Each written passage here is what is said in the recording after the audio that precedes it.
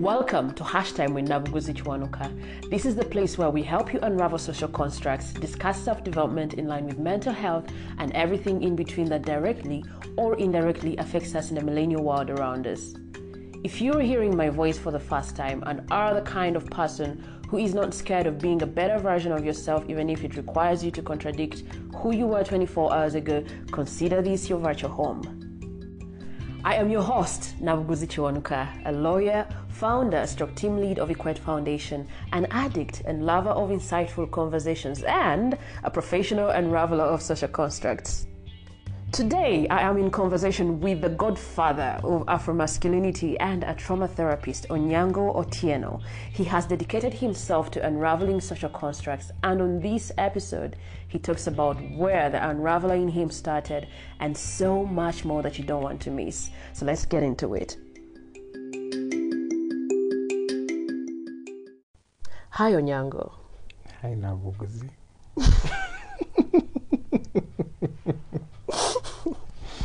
The carefulness with which you've said it. You did well. Welcome to Hashtime with Nabuguzi Kiwanuka. Thank you for hosting me. Okay, so with me today is Onyango Otieno, Rick's poet, trauma therapist. What else? Afro-masculinity pioneer, right? Please introduce yourself to our listeners. My name is Onyango Otieno. Mm-hmm. I am a Luo from Kenya. Okay. Some people like to call it Rivalik Nilot. Mm-hmm. My ancestors came from South Sudan. Okay. And I am a Kenyan by birth. I am the firstborn of the children in my family. Yeah. I'm a poet. I'm a writer. Mm-hmm. I'm a trauma therapist, as you very wittingly know. Yeah. I operate a safe space for sexually abused boys and men. Mm-hmm. I operate a podcast called the Afro-Masculinity Podcast, Yeah. in which I interrogate the complexities of African masculinities. Mm-hmm. I am a digital advocacy trainer. I support organizations and individuals who are into digital advocacy, Yeah. to help them develop effective digital advocacy mechanisms or methods for their work. Yeah. What else do I do? There's so much of you. I'm a rapper and I'm a singer. I write music, perform music. Yeah. I am a friend. What else? I think that's pretty much it. Right. Yeah, the rest of this other stuff, they are unofficial. Yeah, we'll do Unofficial. that for now. Yes. So what did you want to be while growing up? Many things. Mm-hmm. When I was in what you would call P6, Right. So primary 6 in Kenya, Mm-hmm. I remember one time my father asked me what I wanted to become. And I said I want to become a member of parliament. Oh, Because, yeah, the reason for that was I had just moved to a school where I was studying with children of these big people. Right. And it was just interesting seeing their lives, like seeing somebody being dropped to school with their own car. Like, it was my first time to really see how serious things like having snacks for break was. Like, I was not used to that kind of thing. Like, carrying juice and crisps to school. I didn't know that stuff. Okay. You know? That wasn't my family. So just seeing those kind of things, and then all of a sudden, like, the MP you see on TV is coming to school to drop their child, or they're coming to class to see the class teachers, like, oh, this is Mr. So-and-so. Yeah. You know, and you would never see that kind of stuff in some random public school somewhere. You know? So that kind of made me feel, and then members of parliament were really powerful people those days in Kenya, as opposed to now. So that was one time. And then I also wanted to be a footballer. I was very good in football. In fact, I thought I'd be a professional footballer. Yeah. But my parents, especially father's insecurities, was like, now football ain't gonna work for you, boy. Yeah. You gotta read. And so, in fact, I only actively played football last in school when I was in my Form 6 in Uganda. And that's now 10 years ago plus, right? Yeah. Yeah. And then after that, I wanted to become a journalist in my teenage life. That's the time now I was coming to birth. I was getting to know my writing skills, and I had a very, very good sexy handwriting. It still is there. Thanks for shutting your eyes. Oh my goodness. Writing actually. I think you can do your vanity elsewhere. No, this is my moment. We don't. Okay. I don't brag every day. Okay. Thank you so much. I've always trusted you're very understanding. That's manipulating. So I wanted to become a journalist. Yeah. And then that dream didn't come forth because I had to drop out of school, campus. And then I became an artist after that. Yeah. So I let life be. It's a long story in between that, but I just let life be. And so I became all these things. Okay. You talked about how you wanted to be an MP, and talked about how those people were powerful. You wanted to be powerful. Powerful wasn't a thing. That's not what I saw at 12, 13 years old. It was exciting. It was just exciting. The fact that I could see these people on TV and see them in real life. Yeah. It's cool. It's almost like, like we grew up, news was very important in our families. And the whole world would stop, and everybody was watching news at 7, watching news at 9. Yeah. And so politics was almost like 3/4 of news. And these people's names were just being everywhere, And then you see them in school. That's a big deal. That's a big deal to a child, right? And then their children were my friends all of a sudden. I know that guy. Yeah, I want to be like your dad. He's on TV, and then I see him, and then the kids had these cool things, man. Cool shoes, cool English, cool everything. And you wanted to give that to your kids as well? No, I didn't have that. You didn't have it? I didn't have that. So sometimes they would share the snacks with me, and then I remember my mother, because my dad wasn't so much into you don't have break snacks, so I'm gonna take care of this like that. But my mom was so much she was really present with that. She's she'd try putting some juice and some snacks for me. Yeah. But for most times, guys would just share it with me. Yeah, so in my brain, it was like your parents are doing this for you as well. It would be great to be them. Yeah. So it's just those little small things. It wasn't really about power. Okay. Yeah. So there's a couple of things that you have listed.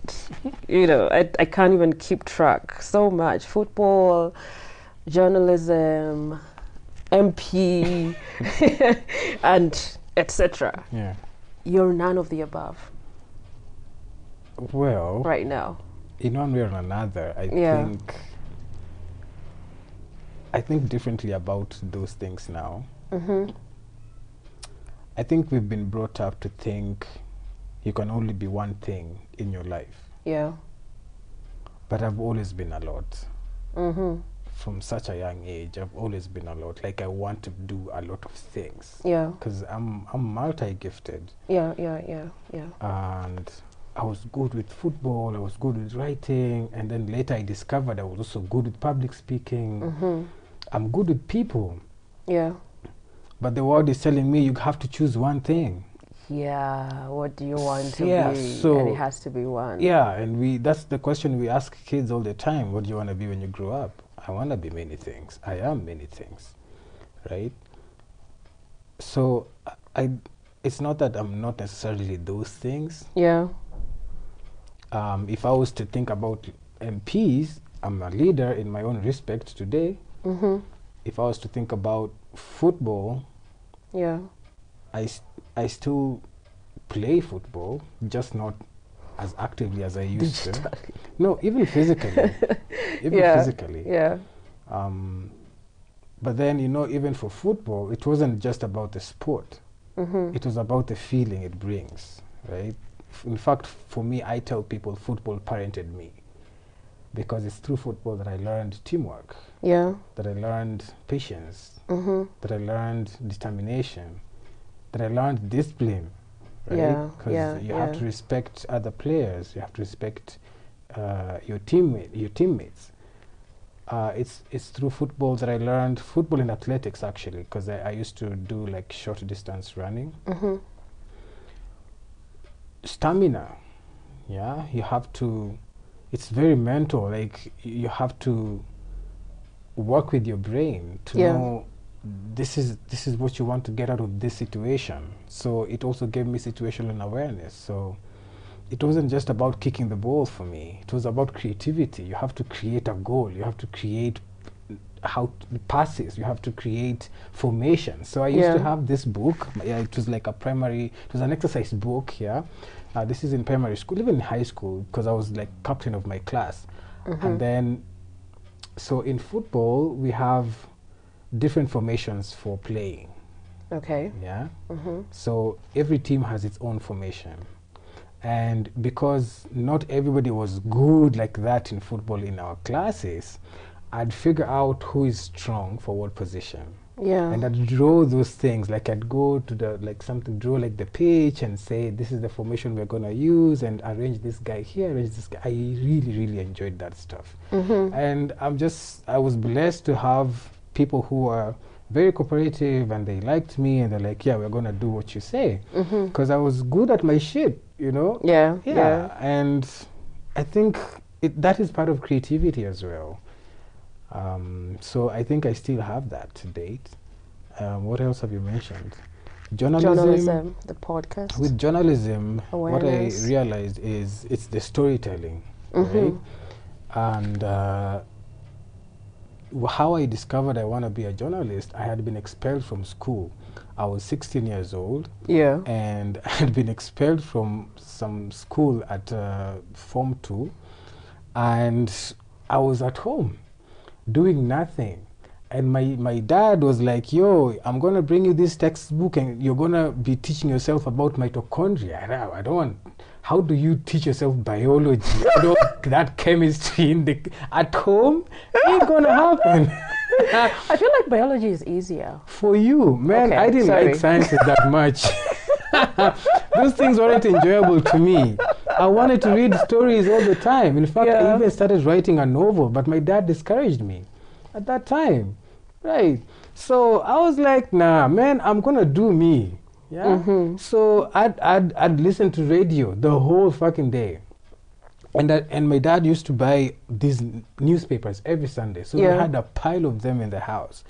So I'd read everything, including obituaries, like everything. Start to finish. I had time. Yeah. I did have time. Yeah. And you know what that did to me? It really opened my mind to the world and to understand politics. Yeah. And to understand sociology and to understand people. Because I had time to internalize and see, oh, this is what's happening in the news, this is what they are writing, something like this happened in 1990 as well, trying to connect things. Yeah. And then one day I was just walking by outside our home, and then I came across this pamphlet that belongs to Daystar University, which is like one of the biggest communications universities in East Africa. Yeah. And I didn't know the campus was actually not very far away from where we stayed. And then they had this mass communication and they were explaining what it's all about. I was like, this sounds like something I'd want. It was by chance. And then I was like, this is it. So I went back home, and then I'd write, I want to be a journalist everywhere.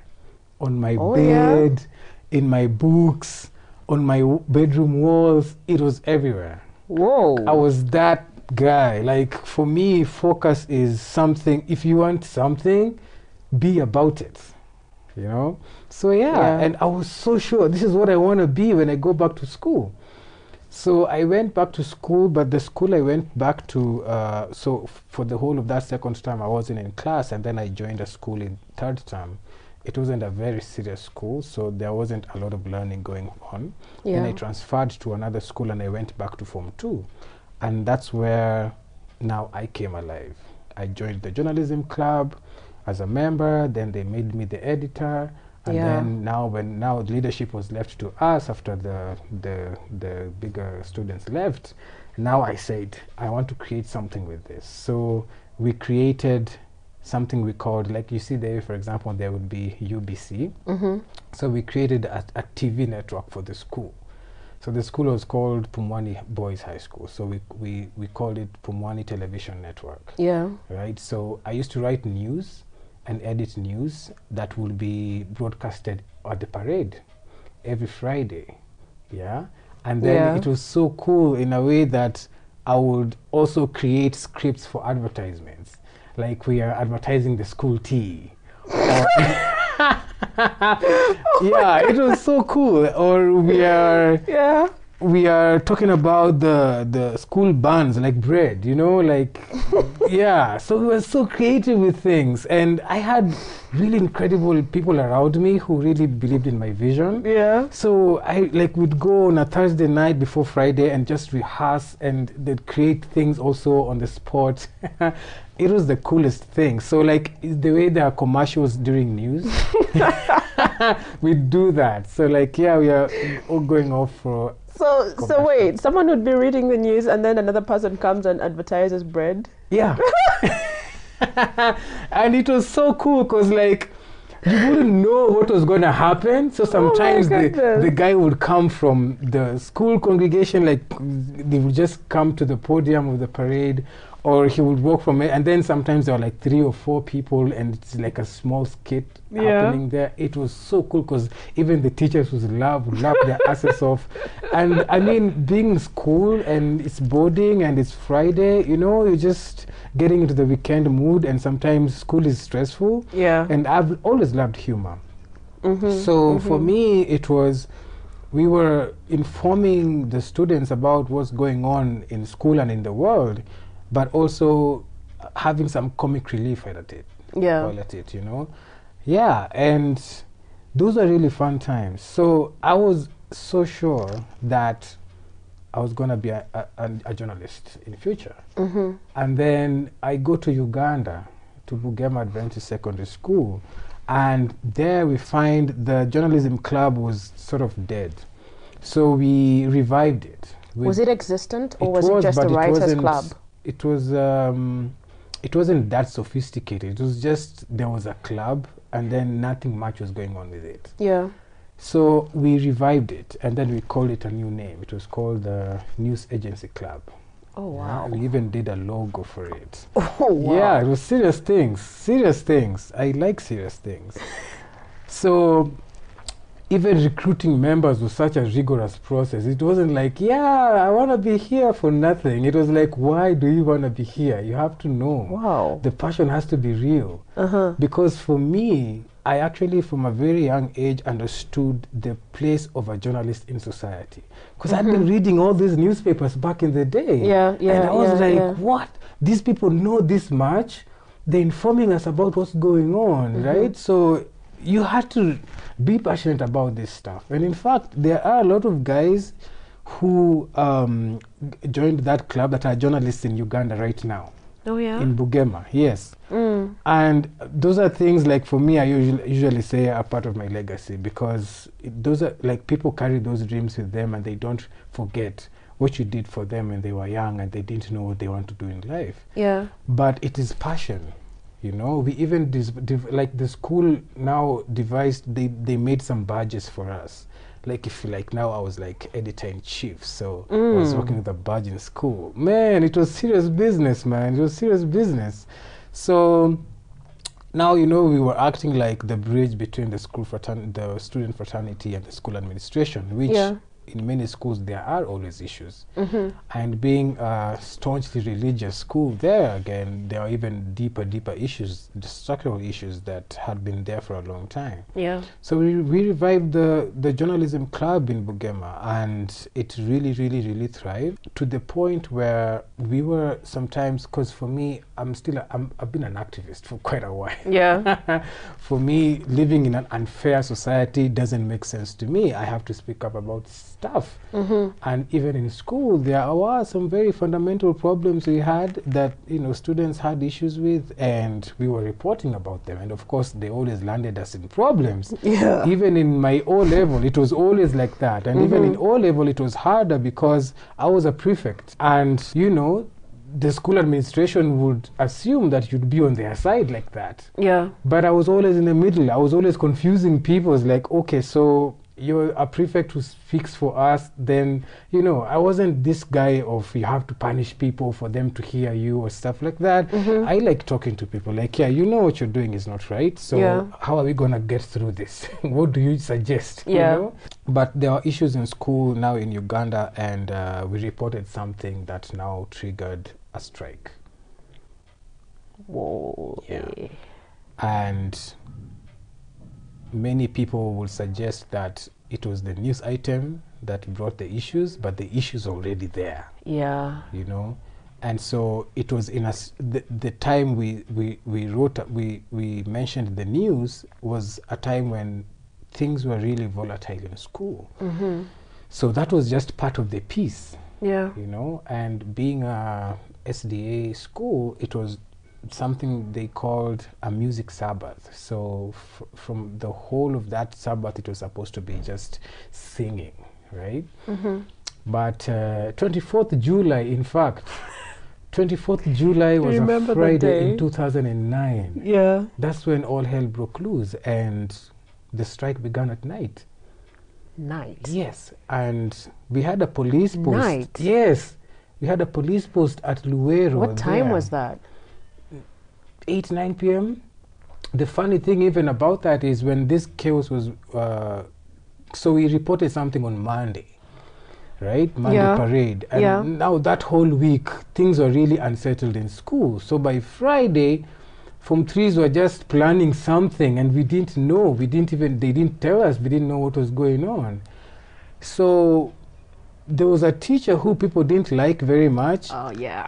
And now he was like the small trigger that people were waiting for. So he went and announced that the Music Sabbath has been cancelled for whatever reason. And I remember the journalism club was preparing to present something in church the following day at Sabbath school. All right. So we weren't in church at that time. We were rehearsing. Then we just hear commotion. And then all of a sudden stones are being thrown. Because we were in an upper class, so we just heard a stone. What time? It was 9 p.m. thereabout. Wait, like, when was this pronouncement? In the night? Yes, because Sabbath school, like Friday night, you're in church, evening, like it was like that in school. Okay. Yeah, I think it was like after dinner or something. Can't remember, but it was that hour from 7 to 9. That hour. Then people were outside running. So we went to the window and guys are outside, and then all of a sudden the guards are coming, and then the police are coming, and they're chasing people and beating people up, and girls are screaming. It was chaotic. And the boys went to the dormitories, and they shattered all the glasses of like the windows and everything while they were being beaten by the guards and the police. They ran off to the farms because it was a big school. It was crazy. So us guys were still bundled up in class up there, the journalism club, and some girls we were with even fainted here, and now we were rushing them to the dispensary. We don't know what's going on, but you could tell it's a strike because we saw it coming. And then they did a roll call that night. We were very few in school, but most girls were in their hostels because the church was near the hostel, so they just ran to their hostels. The boys were beaten down. The following morning, the school was at a standstill. Guys came back. They slept in the woods. You wake up in the morning, like you just look at what is going on. The canteen area had been looted. Oh my goodness. It was crazy. It was crazy. And then now Saturday was sort of calm and confusing. Then Sunday is when now all hell broke loose now. So Saturday was 25th. But Saturday would be a holiday for the Seventh-day Adventists, right? What do you mean holiday? Like Sabbath day? Yeah. Well, Sabbath starts from Friday evening. Oh, yeah? Yeah, so it's like the whole time. So even Saturday, we didn't go to church. We were just chilling. Yeah. Because there was so much confusion. And then, because the administration was trying to get a hold of what was going on. And then on Sunday, they called everybody to the school field, right? And all of us went there. And then, so apparently, word had gotten to the government that we were on strike. Yeah. NTV had come as well. Wow. And parents were watching from the fences. So we were in the field. And you know, the way weekends, people just dress anyhowly, you know? Yeah. So I remember I just had a sweater on, which was inside out, and some 500 shillings in my pocket, Uganda shillings, and just a school trouser. Yeah. And it was just around the time we were supposed to be starting our mock exams for Form 6s. Then a patrol car from the army just came in. The army? Yeah.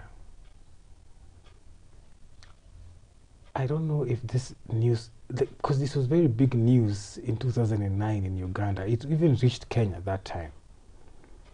And these guys, we were in the field, all of us.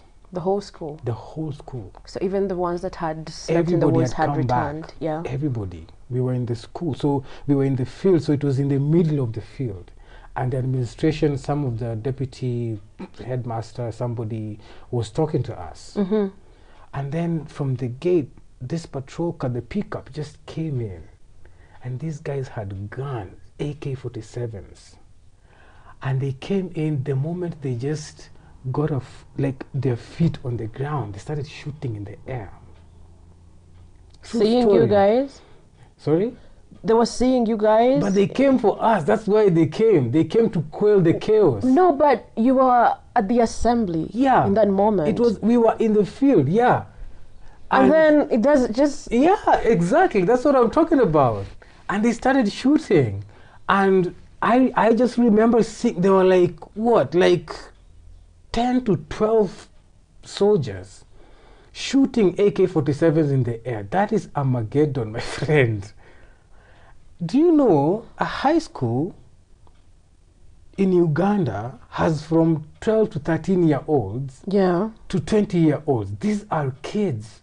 These are kids. What are you coming with guns for? You know? Now they were surrounding us while shooting in the air. Really? And some of them had twigs. So they were beating people in the middle of the field. And now I could hear their commander shouting, "Stop the shooting, stop the shooting." But the guns were so loud. Like, I've never heard. It doesn't even make sense. It was the craziest things, Nabuguzi, I'm telling you. So traumatizing. Yo, it was, I don't know. So these guys are shooting in the air, and some of them have gotten it. So I was in the periphery of the crowd with my girlfriend. We're just I was protecting her from, and I'm scared as shit because Uganda police, man. Uganda police are something else. Yo. And then none of us has ever been in such a situation. Of course. What the fuck is this? We only see this on TV. What the hell? And it's never with students. You know? Yeah. So, man, those guns, I always every time I talk about it, those sounds come back. They were so loud. Guns are so loud, you guys. Guns are so loud. I'm like, yo.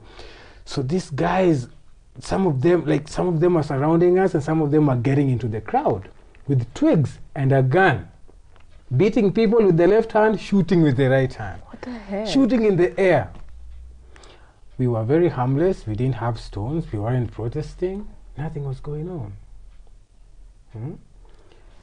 So one soldier, I think coordination became a problem. Yeah. And these are heavy guns as well. So I think in his moment of trying to beat somebody with a twig, yeah, the gun came down. And a bullet came out. And we just saw Wilma waking up, shouting, "I've been shot." And the guns were still going on, but we didn't know. So some guy called Morris stood up and started shouting, "She's been shot, she's been shot." And I'm looking at Wilma. So you guys got down on the ground? We were all on the ground the whole time. Oh my goodness. We were all helpless. What do you do? We were all on the ground the whole time. Nobody stood up. Where do you go? How do you, because your body is now, these are guns. So Wilma stood up. And you know, people are screaming. Just picture that. Girls are screaming. Guys are just, people are crying. The guns are on. The teachers are confused. The commander is shouting, "Stop shooting, stop shooting," all at the same time. All right? So for me, I think being at the periphery, I was watching. Because the guys, the soldiers came right through the crowd. They didn't come to us guys at the outside of the crowd. Yeah, right? yeah. So we were watching. But he was scared as shit. And Wilma stood up and her eyes were rolling and she had spectacles and there was blood on the spectacles. So apparently a bullet had come through her behind and came out. And thankfully it didn't get to another person. So now Maurice is shouting, "Yo, she's been shot, she's been shot," and she's like rolling her eyes and she's woken up and she's crying like that, and her arms are wide open. And apparently the bullet that got to her had already gotten through someone else, and we didn't know, but she was on the ground, some South Sudanese girl who had been shot through the hip. The bullet got her first, and then it came out, and then to Wilma. Yeah. Wow. So we discovered some minutes later that she was the one who was the first hit. You know? Everything had to stop. In fact, this girl, I couldn't remember her name, now was also crying, like, "Yo, you know, I'm in pain, I'm in pain." And then they were taken to Mulago by the NTV car. The NTV van is what took them to Mulago. And Mulago was 32 kilometers away. That's a distance. Yo. That's very far. And that time, that road didn't have tarmac. Yeah. It was very dusty, Maram, by the way. Like Bugema, you'd get to Bugema and you're an albino, my friend. Yeah? In respect to people living with albinism, I'm saying it in a funny way. So we weren't sure what was going to happen. Are they going to die? What's going to happen? So the commander just shouted, "All of you go home." What? It was a Sunday afternoon. So in short, the army took over the school. Yeah. Man, that was crazy. I only had 500 UGX and my home is in Nairobi. Where do you start? Oh my goodness. It's a fucking Sunday afternoon. You're preparing to sit for your mock European exams. history. The hardest of them all. Paper 3. Yeah. So my girlfriend's family sent money actually for 3 people. Like it was her, the sister, and myself. People just found ways, and I got out of school like that, like my sweater inside out, just the way I was. Got to Kampala, got to a bus, came to Nairobi. And if you didn't have money, I don't know what happened to you. Some people slept in their friends' homes for a while. Yeah. But I've never seen anything like that in my life. That's like the Sarafina movie. Yo, that was crazy. That was crazy. And I don't know if I can ever find clips of that time that the journalists took. But so we got to Nairobi and found the news had already reached here. Yeah. And so we went to the NTV here because some reporters wanted to talk to us. Me and another guy in the journalism club and the head boy of the school who was later accused of planning the strike. Really? Yeah, and he was Kenyan. So they even threatened that he wouldn't sit for his end of year exams. What do you call them? UNEB exams. Yeah. So again, later we had to lobby for him to sit for exams. So they didn't allow him to come back to school, but he eventually sat for the exams. But essentially, it taught me the power of storytelling, the power of speaking your truth. Yeah. That systems that are not out for wellness would feel threatened, that you want your freedom, but they still want to suppress you. Yeah. Right? Because the school had all the means to create dialogue, but they were very rigid. And from then on, it was even more powerful that, yeah, I want to be a journalist, you know, because I was like, we are taking part in liberation. Yeah. This thing started with me such a long time ago. In fact, when I was in Form 3, there was a time when the government broke into one of the news agencies here, their rooms, and locked some people up, and people went to protest. Yeah. And that day I didn't go to school. In fact, I went to the protest with my school uniform. Oh my goodness. Yeah, for talking to Freedom Media, like the press freedom, speak about it, you know. Those things have been serious to me for such a long time. Advocacy. Yeah, like, don't lock people up. Let people speak up. Yeah. And the background of that is I wasn't allowed to speak up in my home. That is where I was coming from. And I had known what that had done to my mom and to myself. And I was like, that can't be the world. I was 17 years old and I had had enough. And I think that's where my fire comes from. I can't stand it when people are suppressed and their voices are stifled. I can't stand it. My blood boils, my friend. Like, I just want to talk. I want to find a way to get information out. Yeah. You know? So I finally joined campus after finishing my Form 6, and my mom and dad were really fighting a lot at the time. So I had to drop out of school. So my dream to be a journalist now had to fade away. And then I asked myself, what am I gonna do with my life? What do I have? Yeah. I have words. So this is what I'll use. So I started going to school, but because I couldn't go to class, I went to the computer lab. And I'd spend... By school, you mean the journalism school? Yeah, the journalism school. Because I had enrolled already, Yeah. but I only did a semester. Yeah. I couldn't continue. So, but I still had access to the school. Yeah. Just not access to class. So I'd go to the computer lab. Yeah. And I taught myself how to blog. I taught myself how to use Twitter. I taught myself all these Facebook things. I opened like 5 blogs. I had a lot to say. A blog on relationships, politics, on relationships, poetry. that early? Oh, I started these things way early. I had a lot to say, man. I had a lot to say. I was such an intense child. Yeah. This is not new, man. Like, and this is why, you know, like when people look at me and they're like, you have a lot going on. It's like I started early. Life happened to me so early. Yeah. And I wanted to express a lot of things. So I didn't want to mix poetry with politics and relationships and blah, blah. So I had like 5 blogs, man. And all of them had content rolling every week. Every week? Yeah, because I had time. No. There was nothing I was doing with my life. 5. I'm 22, 23 years old. I'm not paying taxes anyway. I'm not paying rent anyway. I just have days.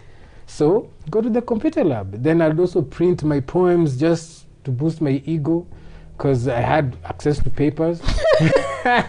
So those were fun times. And then that's how I met people online. And I connected to poets. And I connected to a guy called Chris Mukasa who we co-founded Fatuma's Voice with, the arts organization, again, that uses art spaces for social justice conversations. And every time I think you missed out on talking about it in the beginning. And every time I go back to my life, connecting the threads, for me it was always about offering space to people, because I always wanted that for myself. Right? And with Fatuma's Voice, again, we created a space where people from different walks of life, it was actually one of the most unique spaces ever, where you'd find people from different classes coming in one space to talk about one thing. You know, and this included even the entertainment, the poets, the musicians. It was from high end to middle to down there. Everybody had a space to come and express themselves. It's very hard to find that in events. Events are usually very classified. You know, it's either high end only, middle only, or people down there only. And that also opened my world. I met so many people. I discovered so many things about myself. And it was a young organization. We didn't know how to run an organization, so that was hard for us. Very hard. We were burnt out a lot of times, and that comes with disagreements and anger and arguments all the time. Now you start forgetting the work. You start now concentrating on organization and leadership and structures. We didn't know all that. I remember our first funders came to us and they asked us a question like, "Yo, so show us your organizational structure." We had no idea what organization. What the hell is that? Organizational structure? We just had a space, and they were like, I know. Poets are coming. Somebody says they want to perform. It was so disorganized and chaotic, but we loved it, you know. So we were told, you have to organize this thing a little more, which helped. But still, in the end, the organization was hard. So we needed professionalism in it. And I mean, that's what I think we're still trying to work on.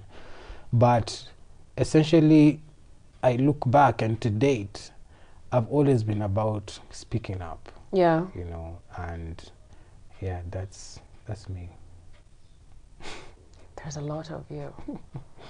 I am a lot. To a point that you couldn't even keep up with yourself. You forgot about Fatuma's Voice. So your love for speaking up, is that where it saw you coming to the creation of the Afro-Masculinity podcast? Do we just talk about Afro-Masculinity as the podcast, or is there something more to it?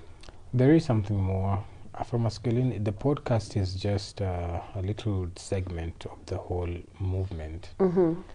And when COVID began in 2020, I had to quit a job that was giving me anxiety. And we were doing trauma healing workshops for Kenya Police at the time. But now the workshops had to halt because there was no more physical meetups. And I was doubling up as the digital storyteller for the organization. And I was okay with talking about trauma every day, but now we had to talk about COVID every day, and it was too much for me.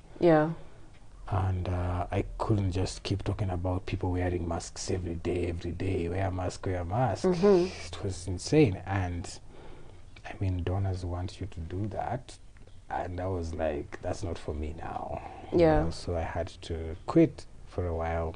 And I hoped maybe the workshops would come back later, because I love facilitating. One thing I didn't mention is my parents were teachers. And I hated teaching. In fact, and you know, when you were talking to Bagero, I remembered that I hated teaching. I didn't want to be like my dad. Because you know, my dad was also really violent, and it was just chaos in that house. I imagined teachers are like that, because also teachers were very unkind people to us in school. Right. So I was like, no, I don't want to be a teacher. But somehow, from such a young age, I remember there was a time when. So I've been going to the schools. In primary school, I've been going to the schools that my dad was teaching in, because he didn't pay fees. Yes, in the private schools he was teaching at, we didn't pay fees. In fact, my brother has never paid school fees in primary school ever, because by the time he was getting to kindergarten, my dad was settled. So all those years he was in a good school. I have paid fees here and there a little bit in my primary school, but now from I think class 4 there, I didn't pay fee. Neither has my sister also, for most parts. So so I remember there was a time in class 4, class 5, class 4, thereabout. My dad was my class teacher. Oh dear. Okay. And dear. There was a time when we needed a class monitor.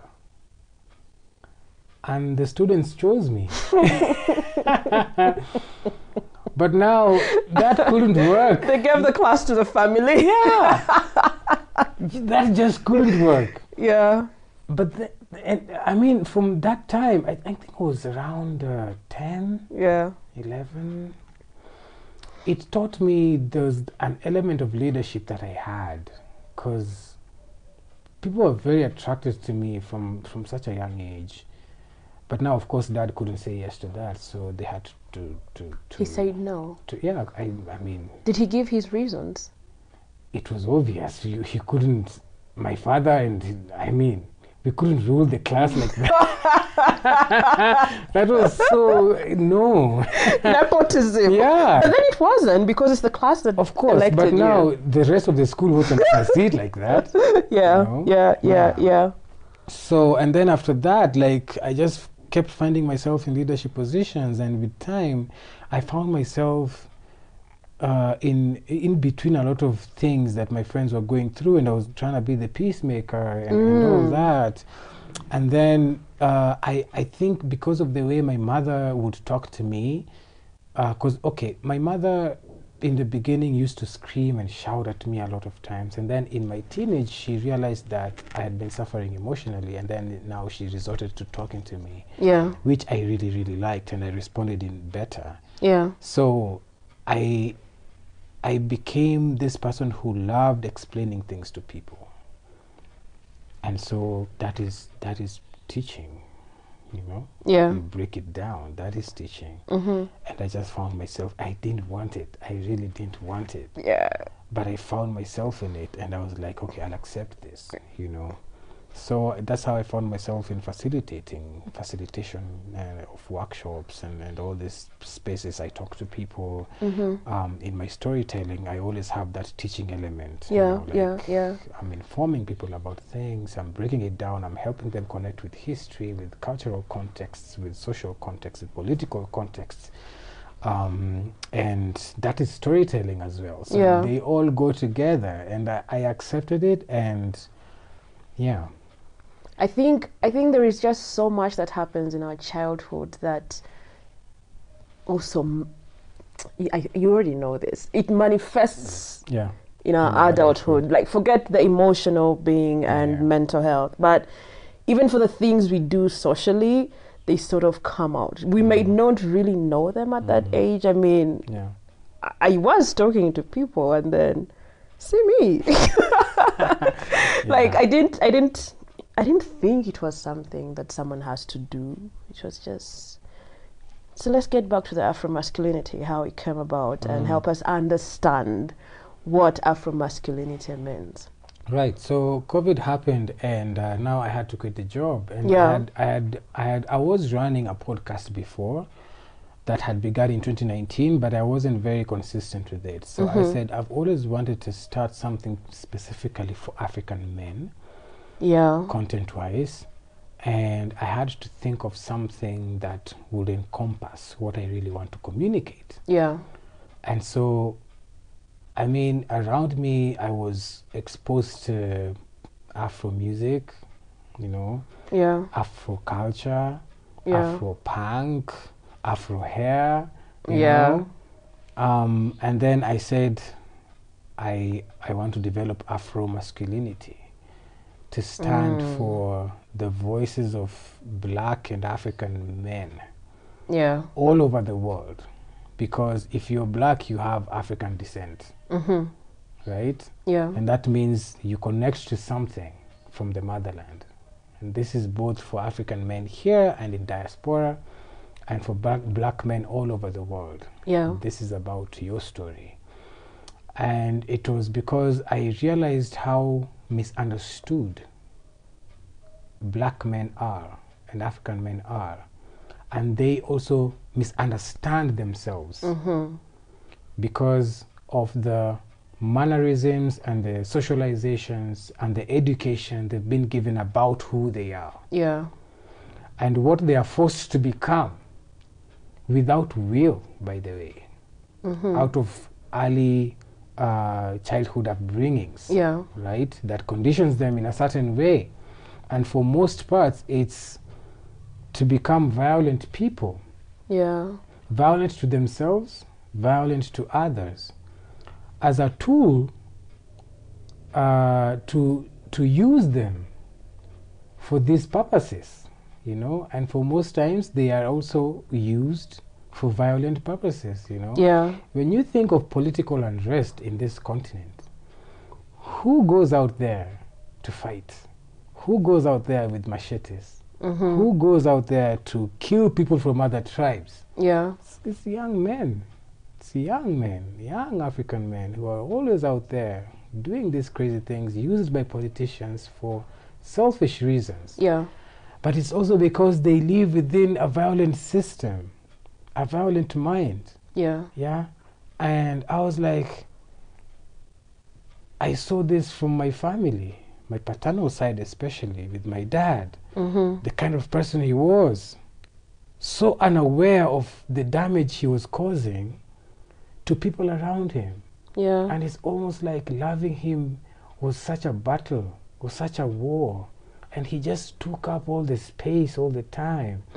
And the rest of us just had to bow down to that all the time. It's like, no, man, I can't live on like this. It's too much. I used to question a lot because my dad would beat me up in ways that would question, am I really his child? And the things he'd tell me, the things he'd tell my mom, the things he'd do to my mom, I was like, this is not normal. It doesn't sound friendly to me. And so many boys around me didn't question those things. They went through them all right, but they didn't question those things. And that's what made me different. I questioned. And I stood up against my dad, and I was like, you're not going to beat me again. It's too much. This is enough. Because I was suicidal. Yeah. And it didn't make sense to me that you're going to keep inflicting pain on me without consequences. What you talking about? You know? And yet, if I speak back at you, you're like, who are you to talk to me like it's another crime, yeah. No, we needed some kind of justice in that house, you know? Yeah, so, and again, I think the exposure of books and writing and reading, I was like, yo, there is more to life than pain. Oh, yeah. There's more to life than pain. You can't tell me this is what I have to accept just because I'm a child. No way. You know, and the more I grew, the more I understood that it's very different for men, because men are brutalized from such a young age. Yeah. The way they are disciplined, quote unquote, is a very militarized way. So you're just hardened up from such a young age. You become so tough, and you think that is equivalent to strength. To being a man. To being a man. Yeah. And that's how you show up. And you're very unaware, very unconscious of how this has damaged you. And so I am not surprised that we have very high cases of sexual and gender-based violence cases like that, and that 95% of perpetrators are boys and men. I'm not surprised. We are a product of the system that brought us up. Yeah. And so that's why many men are fighting feminism, because it is an attack on their own identity. On their indoctrination. Yes, they don't know anything else. And they fear that if they let things go, there's nothing else to hold on to. Yeah. They don't know nothing else. So I understand it, but I just don't excuse it. I do understand it, but I don't excuse it. And that's where the advocacy comes in. And so beginning Afro-Masculinity for me was, I wanted to develop communities for men. Yeah. To humanize themselves. Especially those who are somewhere in between, doubting who they are with what society wants them to be. Those are the guys I wanted to start with, because those are easier to work with. Yeah. They don't come fighting. They come with curiosity. Like, for me, this was what was happening, and I don't feel that the way the world is shaping me up is how I want to become. Yeah. Those are the ones I start with. I happened to be sexually abused when I was 20 years old. And it was with our house manager, and at the time I didn't know it was abuse. Yeah. It came to me 10 years later, and I spoke about it again on social media. Yeah. And it blew up my Twitter. And there was so much support from so many people, but also I witnessed a lot of cyberbullying. Yeah. Especially from men. They were saying things like, you must have enjoyed it. There is no way a woman can rape a man. What you talking about? Yeah. You are a man. How did you not protect yourself? And some were saying, oh, I wish it was me. I would have allowed her to rape me. Yeah. They say things like that. They really do say so many of that kind of stuff. Yeah. So for me, because again, I'm a trained storyteller. And I'm a trained digital storyteller, to be precise. Yeah. I understand cyberbullying. I understand the mechanism of gender relations on social media. I understand those mannerisms and how men come at people. So it wasn't new to me. I was used to it. Yeah. But what touched me most were like the men who would come to my DM and they would like, this thing, I went through it also. And I don't know how to deal with it. I'm a pastor. I preach to congregations, but I live with this wound that I don't know who to talk to. I can't even talk to my wife about it. Yeah. And some say I'm struggling with intimacy in my marriage because of this trauma that, this thing happened to me. I was 16, I was 12, I was 6. It was my aunt, my uncle. It was that guy people trusted, the neighbors people trusted. It was our house manager. It was my big cousin, that played with my private parts, that forced my private parts into her, and all these things. Yeah. That they didn't find words to say, and they didn't find space to say them. And I was the first man ever in there. Some of these guys were 40 years old, and they were like, thank you for giving space to this, for giving voice to this. So I opened a safe space online for them to talk, and then now with time connected them to therapists who would walk with them through the healing journey. And there's always so much noise about how you're supposed to live your life in regards to you speaking up about your pain. Yeah. People tell you what to do with your pain as if it's theirs, and I think the same tenacity I had from 17 years old to know that I know I'm doing the right thing. I know I'm speaking up for the right things.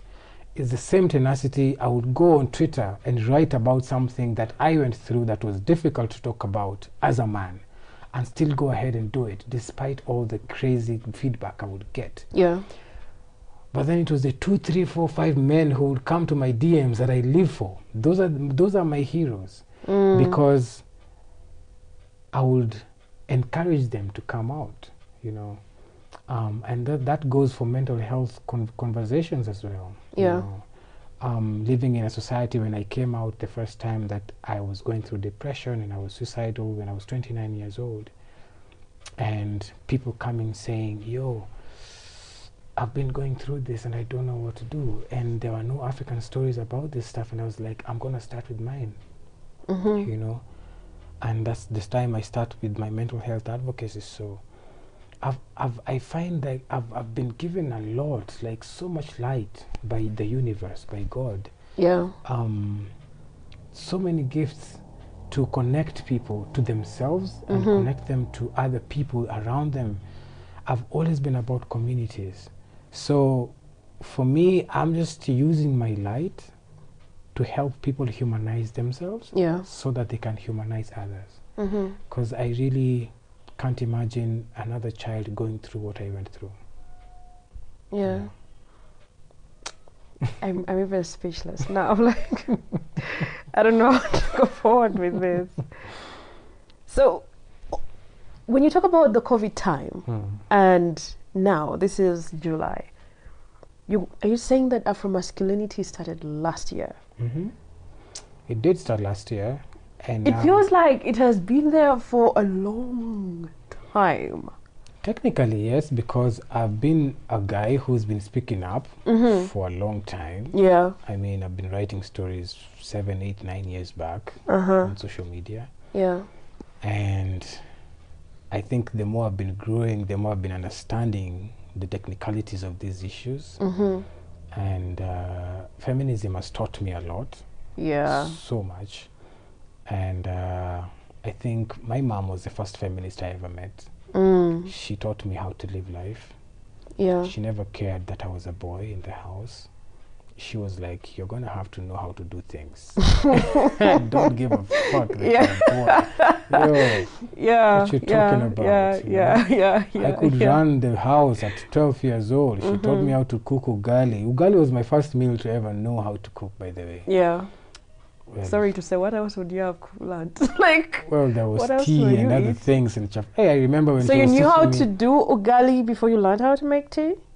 No, I don't think so. Around. Exactly. Yeah, and I mean, ugali is like a meal, like you're munching it. Tea is just drinking. It's easy to do. There's no, they're like, that's your food. That's the Kenyan food. What else would you have learned how to cook matoke? And then I remember when she was teaching me how to do chapati in 2005. And it was horrible because I burnt the first one and she beat me up. And I swore not to eat her chapatis ever again. Oh, child. I wrote poems about it. I was mad. But that was mom for you. And I had to learn how to wash my clothes. And it was bad. I didn't like it. But I was being taught how to be responsible. So it was always surprising for me when I'm getting out and I'm hearing men saying they want wives so that these wives could cook for them and do these things for them. It was very new to me. I was like, what are you guys talking about? You're supposed to know these things. What are you guys talking about? Yeah. So I came off as a queer man. You know, I'm like, this world is so confusing. Like, this is what my mother taught me. What do you mean, you guys? Yeah. So, I mean, it was very confusing for me. And I was like, no, but how do you want to enslave these women that you claim to love? Because, the Bible tells you the man is the head and the woman is whatever else. And a woman shouldn't speak in church, and a woman this, and a woman... Why do you focus so much on women like that? Yeah. And there's so many problems that men have that you don't really talk to each other about. It doesn't make sense to me. They don't. It doesn't... So for me, people just would use religion as an excuse for violence. Yeah. You know? Because again, to me, and I tell people, I struggled with the concept that God is a man. I struggle with that concept. Why? Because I grew up in the Catholic Church, and the Catholic Church is heavily patriarchal. It's a father who is preaching to you. The catechists are all men, and we had nuns and sisters who were just like a little part of the whole organization. And for me, my mom had to leave the Anglican Church to join the Catholic Church because she was married to Dad, and Dad's family was Catholic. Yeah. In fact, my dad wanted to be a priest when he was older, and he had also already been an altar boy, so he was way on his way. But I hear that his dad got him out of the church. I don't know why. I need to ask him one day. Maybe the dude wanted grandparents. Exactly. I don't know. Or maybe he saw what is happening in the church and is like, I'm not sure that's what I want for you. I don't know. Yeah.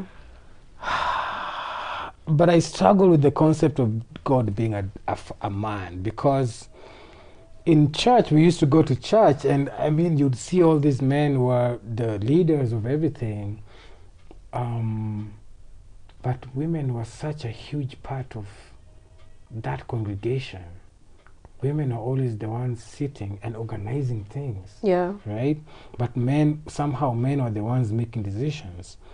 So we'd go to church with dad and mom on Sundays. But for me, it was mom at home who was teaching me how to pray. My father has never taught me how to pray, which I guess is the most important thing, I guess, to know how to do these things. Yeah. My mom taught me everything. My mom taught me how to tie shoelaces. She taught me how to eat. She taught me how to speak to people. She taught me how to carry out myself. She'd take me to bed and wake me up and feed me. And to me, that was, and teach me how to pray, right? For me, that was love. That was spiritual practice to me. Yeah. That must be how God should be to me. And so for me, a woman, my mother was my first high priest. Yeah. Right? So I struggled to connect to the father who was preaching to me for 45 minutes, and I wouldn't see him for a whole week until the next Sunday. And he does the same thing apart from throwing the waters when he's coming to church and, you know, this incense thing, and he's going about, I don't know, chasing demons and whatever. Yeah. But he didn't know my name. He never knew my name. He never knew my pain. He never knew how I looked like when I was waking up in the morning. He never knew my struggles with homework. He never saw my tears, man. Yeah. So how was I to call him a father?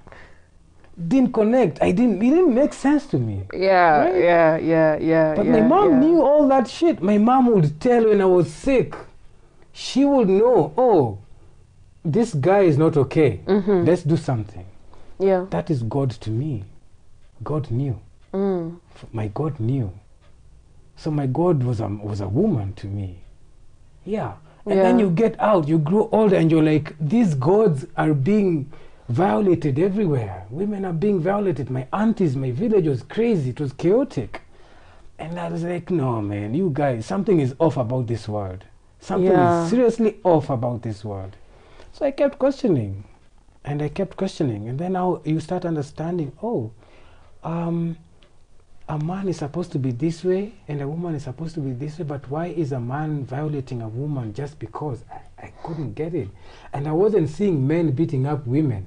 No, I wasn't seeing women beating up men. I wasn't seeing that. Then I questioned that as well, like, why isn't that as rampant as the other way around? Something is off. Yeah. So that's what I started speaking about. And then I would pay attention to women and girls a lot because I really wanted to understand their lives, you know. And that's how I got into feminist spaces. And they would invite me because I was genuinely curious. I wanted to understand. Yeah. And I got it, you know. They would teach me, and I got into these workshops and where women were being taught things, and I was invited actually, either as work or just a participant. Yeah. And it opened up my world and my eyes. I was like, wow, there is just so much injustice that women and minority groups are going through in this world. And that there is also so much injustice about black men, you know. And even within black men, there is classism, right? Yeah. And there is so much emotional labor for you to understand that. You're not just a man. And even me, even as a black man, in as much as I'm being oppressed elsewhere, I'm also oppressing other people around me. It's a cycle. It's a cycle, you know? And that's what I wanted to stop. Yeah. I just wanted to stop it, and that's why Afro-Masculinity is here. Wow. Yeah. And you're doing great. Thank you. You're doing great. I mean, I don't know how long it took me to feel like guys were actually struggling and they weren't speaking up. But then COVID times opened my eyes to what really happens in the man's world. Like, I can't base on the small circle of people I was with, because mostly for the lockdown I was with my cousin and his friends. And I was talking to my cousin about mental health and he was dismissing it. But I kept pushing these topics to him. I kept pushing them to him. Like, I knew it was not going to happen all at once. So as time went on, the friends would hear us, and then they would be like, yeah, what are you talking about? And then on the side, they would really talk to me about their struggles. But then, with them all together, they're talking about alcohol, football, and PS. And I was like, I was just looking at a bunch of empty relationships, you know? So I started feeling like something needs to be worked on. And then I found your work. I was like, oh my God, there's someone doing this? Like, it was more like, for me, it was more like, I don't have to struggle with this. There's someone doing it. Like, it was so much relaxation for me. It was so much relaxation. I remember those first conversations we had, and the way you were actually expressing your relief. Yeah, I was like, oh my God, thank God, thank God. Yeah, but it's also very isolating work. The same people I'm trying to help are the same people beating you down. It's not easy. In fact, women are more supportive of my work than majority of men are. Yeah. But I say I'm still grateful because, first of all, I have a very strong support system around me. I have very strong communities around me. It was very helpful that I got young men who gave me a community from as far back as when I was 22, 23. Yeah. That we wanted something different for ourselves because we all had daddy issues, and we developed a community for ourselves, a safe community for ourselves. Yeah. I don't know where I would be without those guys, because they gave me my first real home where I could be vulnerable for real. When I was depressed, they would come to my house and clean my house and wash my clothes, wash my utensils, cook for me, opened up the curtains for me. And I have witnessed healthy male intimacy. Yeah. I've seen its power. And for most parts, for boys, they have that intimacy at childhood, and then it disappears when they get to teenage life because they are trying to look for adult men around them to emulate them. But for most parts, these men are lost in their own worlds. Right?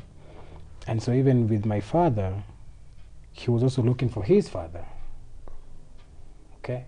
So I was dealing with two lost men. Yeah. I was supposed to be the third in the generation. But it had to stop with me because I didn't want that intergenerational trauma to keep going on. And if you're the one to stop it, you actually have to feel the pain of those other generations. Yeah. It's heavy. All their works. Yes, it really is heavy. But I think life has prepared me for this work.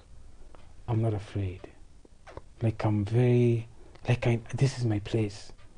And if my life is just about stopping it and nothing else, so be it. If 3,000 men, 4,000, or even one man will have a healthier life because of my work, I'll live for that. I'll take that. Yeah. You know? But also, I want to enjoy mine. I want to enjoy my life. I've grown up in so much pain, so much silence. I can't anymore. I just can't anymore. And I'm so much into black boy joy. Like, I want men to be happy for real. Yeah. Not the happiness we get from using women. Not the happiness we get from stepping on other men. Yeah. The happiness we get from holding hands with other men, with other women, with children. Yeah. The happiness we get for standing up for justice. The happiness we get for liberation. The happiness we get for seeing other people around us succeed. That is the joy I'm talking about. And I have had to be the example, right? To support other people, to talk about my own struggles. Yeah. To be a reliable man, to be a reliable friend. I've had to go through it, and that's where football comes back, because it taught me discipline. Yeah. It taught me reliability. It taught me patience. It taught me passion. Yeah. Football. It taught me creativity. Football. Right? And so I learned to live with people. People are very different, again, you know? And not everybody will understand what you're trying to pass across, and they tell you all these kind of things. but you don't get lost in that chaos because they're operating from low vibrations that they don't understand. Yeah. So I have to live like somebody who understands them, the way Jesus was on the cross and he was like, Father, forgive them, they do not know what they do. Yeah. And he was also telling the women, don't cry for me. Cry for yourselves. Cry for yourselves. It's not about me. It's about you. And I still tell people all the time, don't follow me as if I'm some kind of God. Because I read a quote the other day that was saying, whoever you put on a pedestal, you also put on a cross. Oh, yes. Okay? I'm a man. I'm like everybody else. I have just gone deep into myself. Yeah. So I ooze that light. I ooze that energy. But you also have it. You do have it. I didn't come here differently. All those great men and women that passed this world, they were a normal XYXX chromosome, whatever they were. All that energy, it was the same shit. But they just went deeper into themselves. And that depth is the same depth that is in the universe out there. It is the same depth that is in the solar system. It is the same depth we tap into when we go to space. It is the same depth that is in God's heart. The same depth. So you just gotta be courageous because there's a lot of shit going on in there. Yeah. Dark and light, it's all in there. You have to say, I want to face this thing and I want to embody it. I want to embrace it, you know, and then you just bloom. Okay? So it is larger than any government on earth. Yeah. Because you can't hold that light down, the same light that is lighting up the universe. If that light is in a human being, you can't hold it down. Those are ideas you can't kill just because you're burning books. You can't, you know? And that's why for me, my eternity is in spreading love to people, you know? Yeah. And somebody coming to me and saying, you know, something you said here made me wake up from bed, from unconsciousness. It made me choose a career. It made me love my partner. It made me parent better. Yeah. For me, those are trees I'm growing that will live forever. Yeah. You know? We have been socialized to think eternity has to be something you're going for after you die from this earth. No, you start it now. The work starts now. We are talking about Jesus still today. Yeah. All the great men and women that passed through this earth, we still talk about them. That is eternity. Yeah. You start working on it now, right? So I'm not hoping for an eternal life after I die. I'm not waiting for it. And again, I use a lot of religious analogy in my teachings, and I like the fact that, you know, because I mean, I live in a predominantly Christian society. The disciples went to the rabbi, and they asked him, "Master, Master, when is the kingdom coming?" Yeah. And he told them, "It is already within you." So eternity is not waiting to come. The eternity is within me. It's within me. So how do I embody it in my daily life? Yeah. It's with the fruits of the Holy Spirit. What are those fruits? Gentleness, friendliness, forgiveness, it's joy. It's also standing up for justice. Yeah. Because love can't exist without justice. They don't go hand in hand. You know? You have to stand for, you have to be real about it.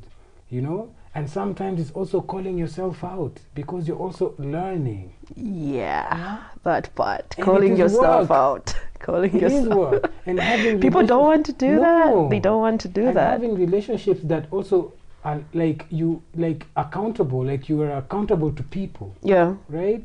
Because you can't be the person preaching good things and justice and all that, but people can't call you out and people can't talk to you to be accountable to them. Yeah. It won't work. And for me, that's what I wanted to create for my life. I'd never like friendships where it's just yes, yes all the time. I make mistakes every day, and I like it when people tell me, Rix, you would have done this better. Yeah. Or you're hurting me with your words right now. Yeah. You know? And I'm like, yeah, okay, I hear you. I want to do better. I'll work on this. You know, somebody said, an unexamined life is not worth living. You know? Yeah. An unexamined life is not worth living.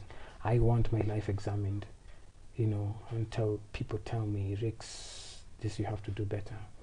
You know, it's the only way I can have jurisdiction or authority to tell people to do better. Yeah. Is when I also do better. And that's how, even with masculinity, I had to change. I used to be very homophobic. I used to be very patriarchal 10 years ago when I was 21, 22. Yeah. Because sometimes Facebook memories show me things I used to write. I was like, no, why? Who was this? What was I doing? You know? I didn't get it. Facebook memories, man. Oh, they're traumatic sometimes. Yeah. Like, no. Like, what the hell is this? Cringe-worthy. Exactly. So I see that. Yeah. I see 10 years, 9 years ago, this is what I used to think. Oh my word, I've grown.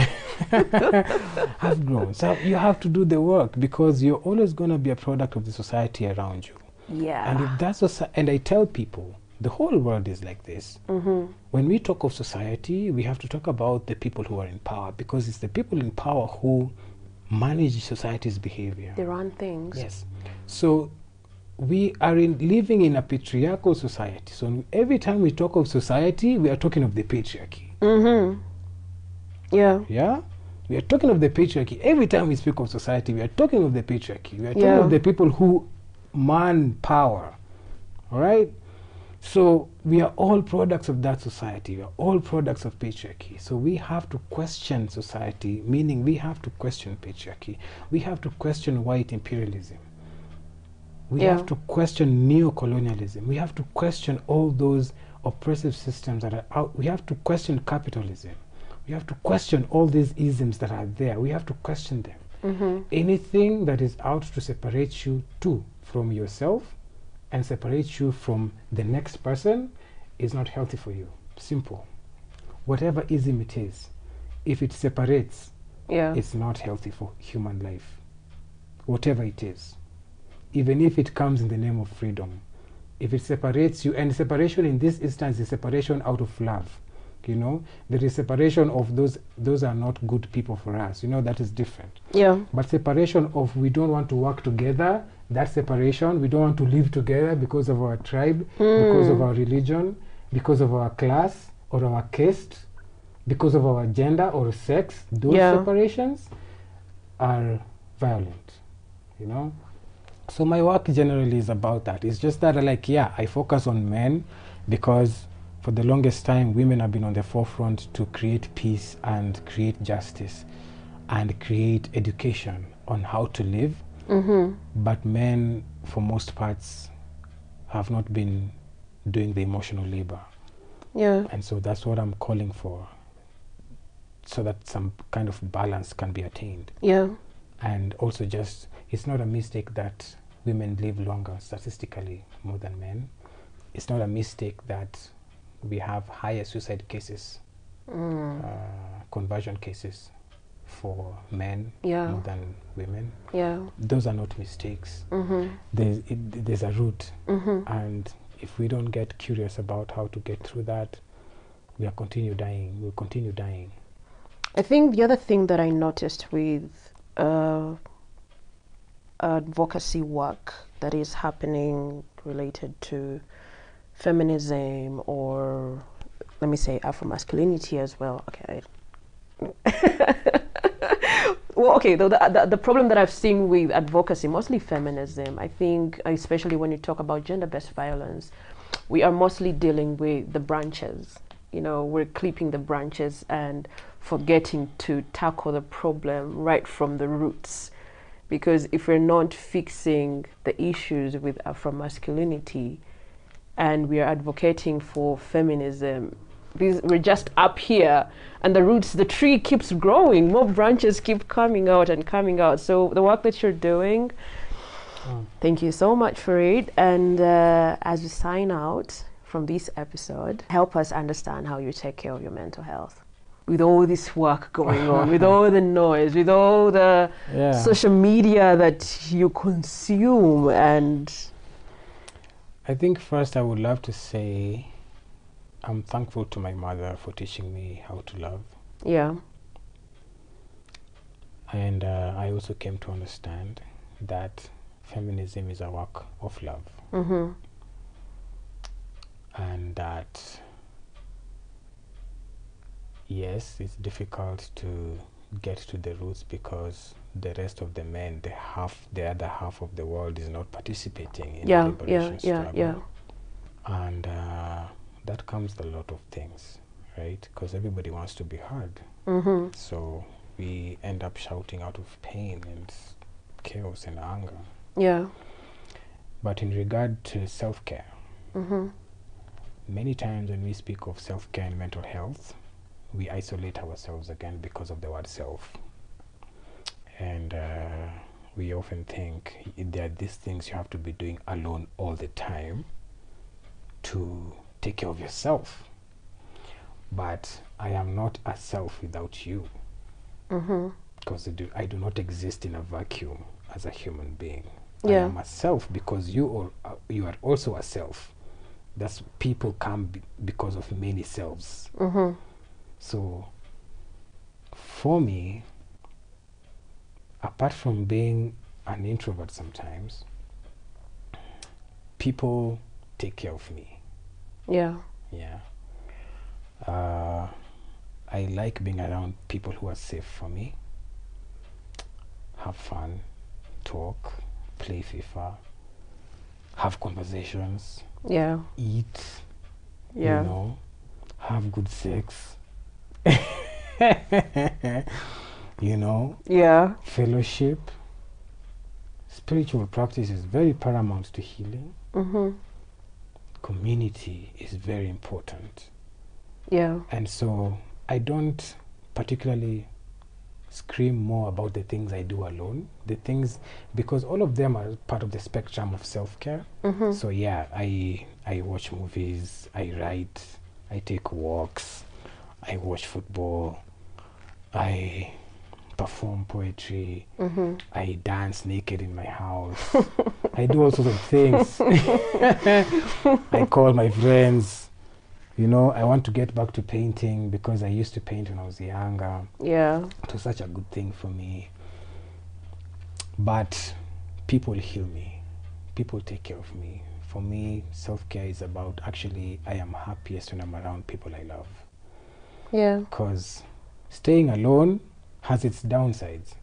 I get lonely, man, and, you know, just secluded all the time. Not healthy for me. Right? So when I'm with company and we are cooking, we are laughing about, I am the happiest, in fact.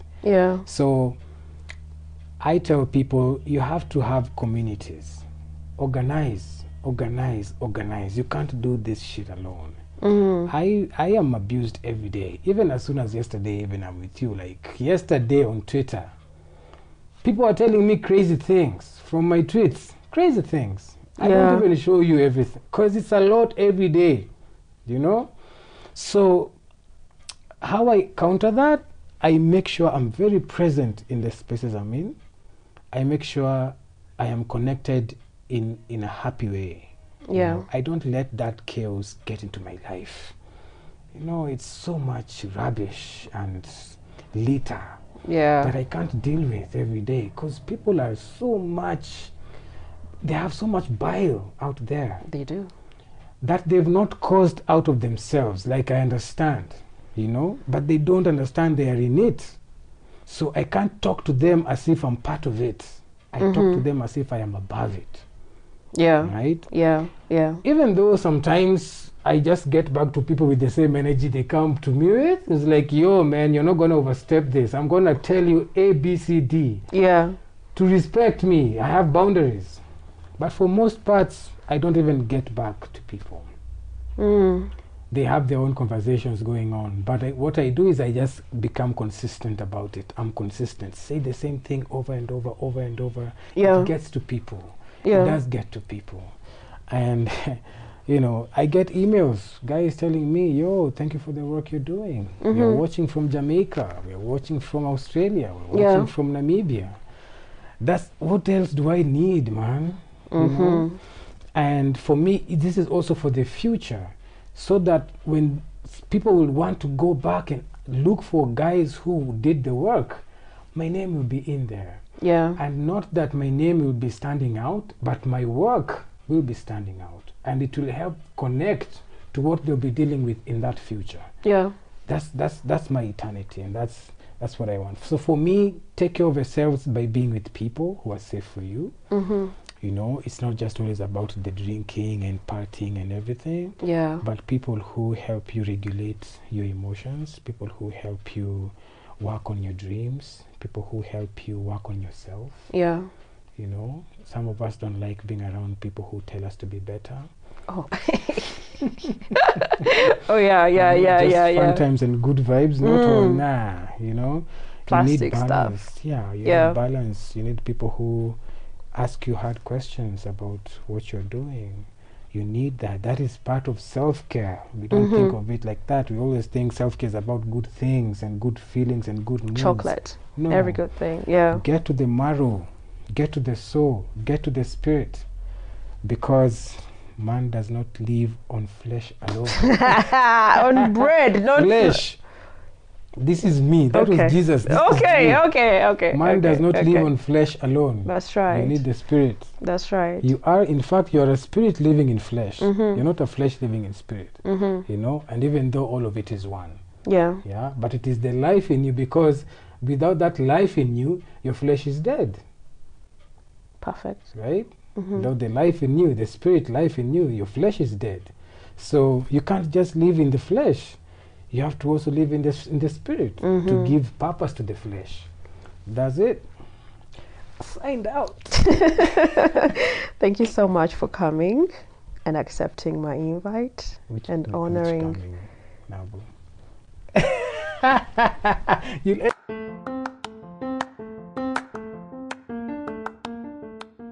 My episode takeaway: male, female, we're all human.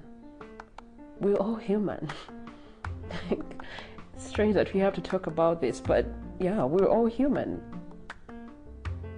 Thank you for tuning into another episode of Hashtime with Nabuguzi Kiwanuka. If you loved what you heard, make sure you subscribe to Hashtime with Nabuguzi Kiwanuka in your podcast platform of choice and share it with your friends. Let them know that they need this virtual space. Feel free to also share your insights about what connected with you on social media, and be sure to tag us. We are at Hashtime with Nabuguzi Kiwanuka on Facebook and Instagram, and on Twitter, our handle is at HTNK Podcast. HTNK is all caps lock and podcast is in small case, but it's all one word, at HTNK Podcast. You can also reach us on our email, htnkpodcast@gmail.com. For the email, it's all in small case, HTNK Podcast. Your reviews are welcome. I really look forward to hearing from you. See you next month. Do you still need me though? Yeah, of course you do. Well, until then, remember to humanize yourself.